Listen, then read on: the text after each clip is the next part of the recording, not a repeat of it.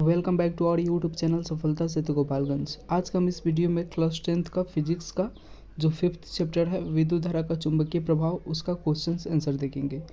इस वीडियो में आपके एग्ज़ाम के पॉइंट ऑफ व्यू से काफ़ी इंपॉर्टेंट क्वेश्चंस कराए जाएंगे। आपके एग्ज़ाम में इसी से निश्चित रूप से प्रश्न देखने को मिलेगा, तो इसीलिए जो भी प्रश्न कराया जाएगा उसे एकदम सावधानीपूर्वक ज़रूर करेंगे आप लोग।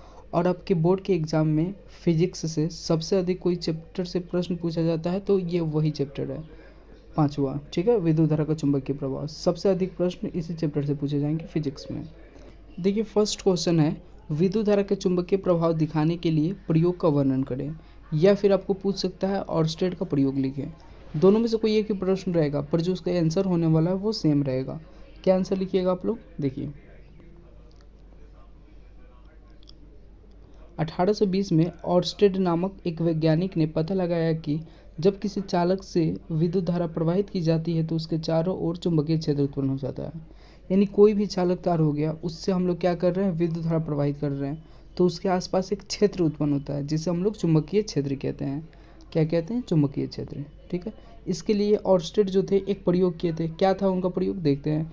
इस प्रयोग में चालक तार ए बी को उत्तर दक्षिण दिशा में तान दिया जाता है। एक चालक तार लेते हैं जिसका नाम देते हैं ए और बी, उसको उत्तर और दक्षिण दिशा में तान देते हैं, ठीक है। तार के ठीक नीचे एक चुंबकीय सुई NS रख दी जाती है। जब तार से विद्युत धारा प्रवाहित नहीं की जाती है तब चुंबकीय सुई स्थिर रहती है, ठीक है। जब कोई चालक तार हो गया, उससे विद्युत धारा प्रवाहित नहीं कर रहे हैं, तो जो चुंबकीय सुई है ना, वो क्या रहेगा, स्थिर रहेगा, उसमें कोई विक्षेपण आपको देखने को नहीं मिलेगा। लेकिन क्या होता है, जब तार AB में विद्युत धारा प्रवाहित की जाती है तब चुंबकीय सुई विक्षेपित हो जाती है। जैसे ही जो चालक तार AB था उसमें विद्युत धारा हम लोग देने लगे, फिर तो जो चुंबकीय सुई है ना तार के ठीक नीचे, उसमें विक्षेपण आपको देखने को मिलेगा, ठीक है। ऑर्स्टेड के इस प्रयोग से स्पष्ट होता है कि चुंबकीय सुई के विक्षेप की दिशा विद्युत धारा की दिशा पर निर्भर करती है। इससे और ये चीज़ भी स्पष्ट होता है कि यदि किसी चालक तार से हम लोग विद्युत धारा प्रवाहित कर रहे हैं तो उसके आसपास चुंबकीय क्षेत्र उत्पन्न हो रहा है, जिसके कारण चुंबकीय सुई में विक्षेपण देखने को मिलता है आपको, ठीक है। और देख सकते हैं यहाँ पे ये चुंबकीय सुई था, यहाँ विक्षेपित होकर NS यहाँ आ गया है, ठीक है। और ये चालक तार AB है, उसके नीचे जस्ट चुंबकीय सुई के नीचे क्या है, चालक तार AB है। आगे बढ़ते हैं। जो सेकंड क्वेश्चन होने वाला है ये काफ़ी इंपॉर्टेंट क्वेश्चन है। चुंबकीय क्षेत्र रेखाओं के गुण लिखिए, ठीक है। जो चुंबकीय क्षेत्र रेखा होता है उसका गुण लिखना है। क्या क्या गुण हो सकता है, चुंबकीय क्षेत्र रेखाओं के गुण निम्नलिखित है। फर्स्ट क्या है, ये बंध वक्र बनाती है। जो चुंबकीय क्षेत्र रेखा क्या बनाती है, बंध वक्र बनाती है। जैसे कि ये आपका चुंबक हो गया, ये आपका नॉर्थ पोल हो गया, दूसरा ये साउथ पोल हो गया। आपको पता है जो चुंबकीय क्षेत्र रेखा होता है वो उत्तरी ध्रुव से निकल कर दक्षिणी ध्रुव की ओर गमन करता है।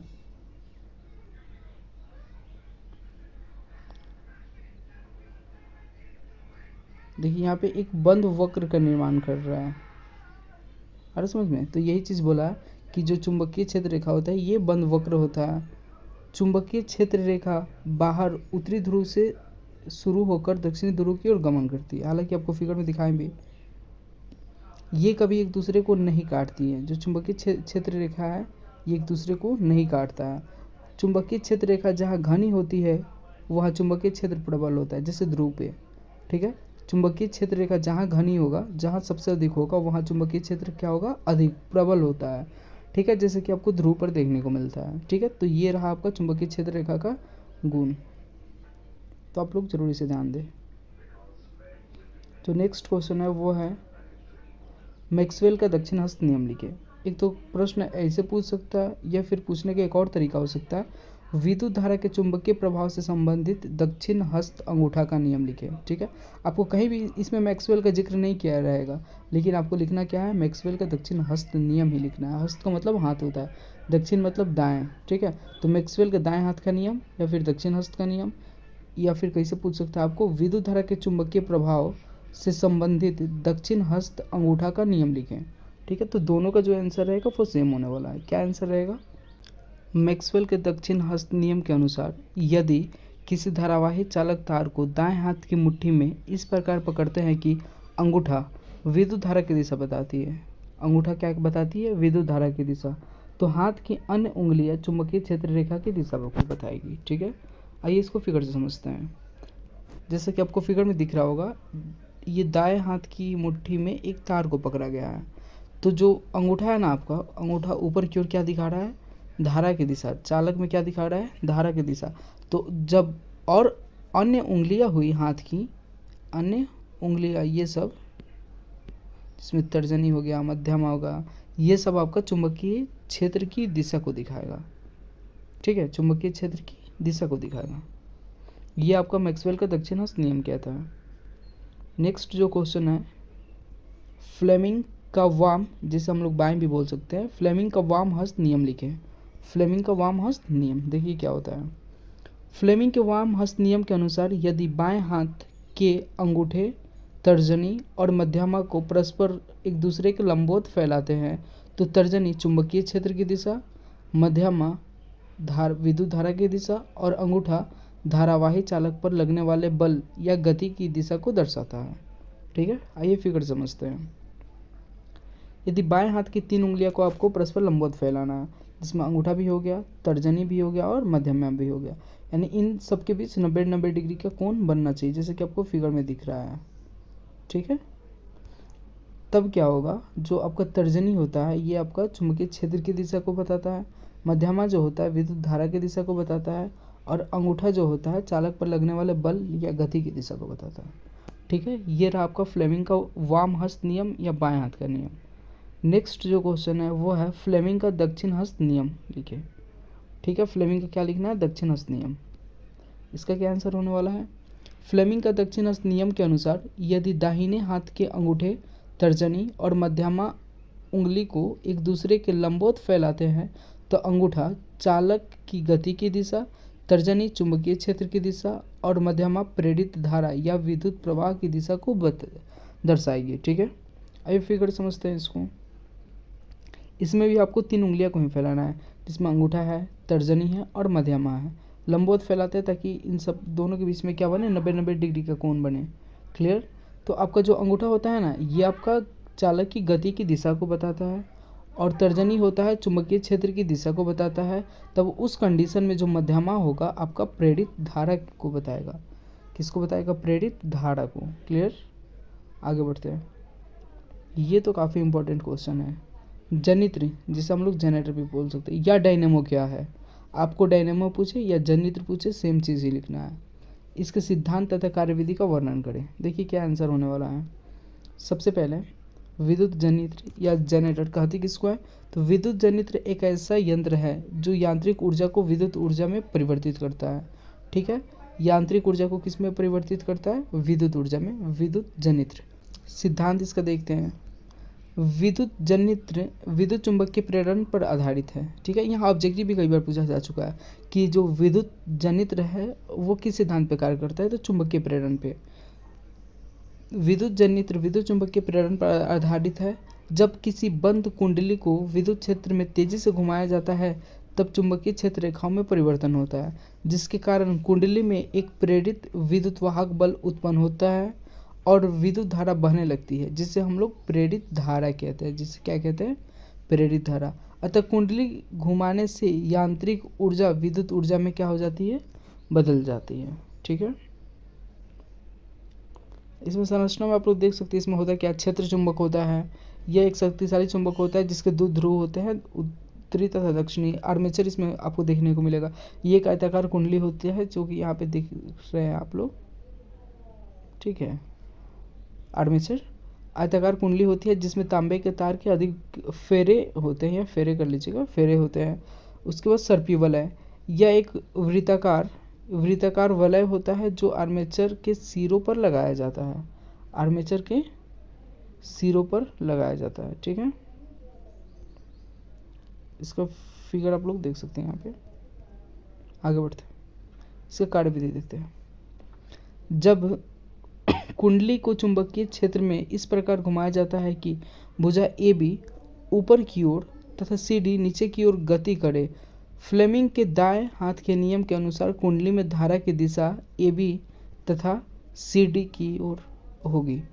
यदि किसी स्थिति में बाह्य परिपथ द्वारा ब्रुश B2 से B1 की ओर होगी।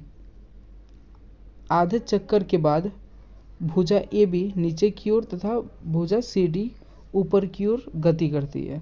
धारा की दिशा में परिवर्तन प्रत्येक आधे चक्कर के बाद होता है। ऐसी धारा जो प्रत्येक आधे चक्कर में के बाद अपनी दिशा क्या कर लेती है, परिवर्तन कर लेती है, उसे प्रत्यावर्ती धारा कहते हैं। ठीक है। नेक्स्ट जो क्वेश्चन है आपका वो है विद्युत चुंबक और अस्थायी चुंबक में किस प्रकार का लोहा प्रयुक्त होता है, दोनों तरह के चुंबक में अंतर बताएं। ठीक है, ये देखते हैं। विद्युत चुंबक में नर्म लोहा जबकि अस्थायी चुंबक में स्टील होता है। ये चीज़ आप लोग देख सकते हैं, ऑब्जेक्टिव के लिए भी काफ़ी इंपॉर्टेंट है कि विद्युत चुंबक में नर्म लोहा और अस्थायी चुंबक में स्टील होता है। अस्थायी चुंबक और विद्युत चुंबक में अंतर देख लीजिए। अस्थायी चुंबक अस्थायी चुंबकीय गुण प्राप्त करता है, यानी इसका जो चुंबकीय गुण होगा वो परमानेंट होगा, अस्थायी होगा। और विद्युत चुंबक में जब तक धारा बहती है तभी तक चुंबक है, यानी कि जब तक धारा बह रहा है तभी तक चुंबक के जैसे व्यवहार कर रहा है। धारा बहना बंद हो जाएगा, चुंबक के जैसे व्यवहार करना बंद कर देगा। लेकिन अस्थायी चुंबक में ऐसा नहीं है, उसका जो गुण रहेगा चुंबकीय वो अस्थायी रहेगा। इसमें ध्रुव जो रहता है वो निश्चित रहता है। और विद्युत चुंबक में क्या होता है, धारा की दिशा को बदलने पर ध्रुव बदल जाता है। फिर अस्थायी चुंबक में आपको चुंबकीय शक्ति ज्यों का त्यों रहता है, यानी उसमें कोई परिवर्तन नहीं होता है जो चुंबकीय शक्ति होता है। जबकि विद्युत चुंबक में क्या होता है, चुंबक की शक्ति बदलता जाता है, यह बदल जाता है जब कुंडली में तार के फेरों की संख्या बदल जाए और धारा बदल जाए, तो क्या होगा, चुंबक की शक्ति भी बदल जाती है। ठीक है। नेक्स्ट क्वेश्चन क्या है, प्रत्यावर्ती धारा और दिष्ट धारा में अंतर स्पष्ट करें। देखते हैं एसी और डीसी में क्या डिफरेंस है। प्रत्यावर्ती धारा यानी धारा का मान तथा दिशा समय के साथ दोनों बदलता है। और दिष्ट धारा डीसी में क्या होता है, केवल धारा का मान बदलता है, अर्थात दिष्ट धारा एक ही दिशा में बहती है। ठीक है। प्रत्यावर्ती धारा इससे आसानी से उत्पन्न किया जा सकता है, जबकि दिष्ट धारा इससे उत्पन्न करने में कठिनाई होती है। प्रत्यावर्ती धारा इसे आसानी से डीसी में बदला जा सकता है, जबकि दिष्ट धारा में क्या होता है, एसी में बदलने में काफ़ी कठिनाई होती है। क्लियर, ये बेसिक डिफरेंस रहा इन दोनों में। फिर नेक्स्ट जो है क्वेश्चन, लघुपतन से आप क्या समझते हैं। कभी कभी विद्युत परिपथ में गर्म तार और ठंडा तार आप संपर्क में आ जाते हैं, जिससे परिपथ का प्रतिरोध लगभग शून्य हो जाता है। इससे धारा का प्रवाह बहुत अधिक बढ़ जाता है। जब प्रतिरोध लगभग शून्य हो जाएगा तो कोई तो विद्युत धारा को रोकने वाला रहेगा नहीं, इसीलिए धारा का प्रवाह क्या होगा, बहुत अधिक बढ़ जाएगा, जिससे तार बहुत गर्म हो सकता है, जिससे आग भी लग सकती है। ऐसी स्थिति को लघुपतन कहते हैं। ठीक है, शॉर्ट सर्किट उसको बोलते हैं इंग्लिश में। विद्युत परिपथ में फ्यूज तार क्यों लगाए जाते हैं, फ्यूज तार की विशेषता लिखें। ठीक है, देखते हैं। घरों में लगे उपकरणों की सुरक्षा के लिए फ्यूज तार लगाया जाता है। यह उच्च धारा के कारण तार गलकर परिपथ को भंग कर दे और उपकरण जैसे रेडियो हो गया, टीवी या बल्ब इत्यादि को जलने से बच जाए। ठीक है, यानी कि विद्युत फ्यूज हम लोग लगाते हैं ताकि कभी क्या हो, धारा का मान अधिक हो जाए, यानी धारा का मान बढ़ जाए तो क्या होगा, फ्यूज तार गल जाएगा, जिससे हम लोग का इलेक्ट्रिक सर्किट है, जो विद्युत परिपथ है, उसमें विद्युत धारा का प्रवाह बंद हो जाएगा। इससे क्या होगा, जो विद्युत परिपथ में लगे हुए हमारे उपकरण हैं घरों में, वो बच जाएगा जलने से। ठीक है। और इसकी क्या विशेषता है विद्युत फ्यूज का, इसका प्रतिरोध उच्च होता है, इसका गलनांक न्यूनतम होता है, यानी अगर थोड़ा सा भी अगर टेम्परेचर वो वोल्टेज बढ़ा तो ये क्या होगा, गल जाएगा फिर, यानी कि इलेक्ट्रिक सर्किट में इलेक्ट्रिक का फ्लो होना बंद हो जाएगा। घरों में 220 वोल्ट पर 5 एम्पियर के फ्यूज का प्रयोग में आता है। क्लियर।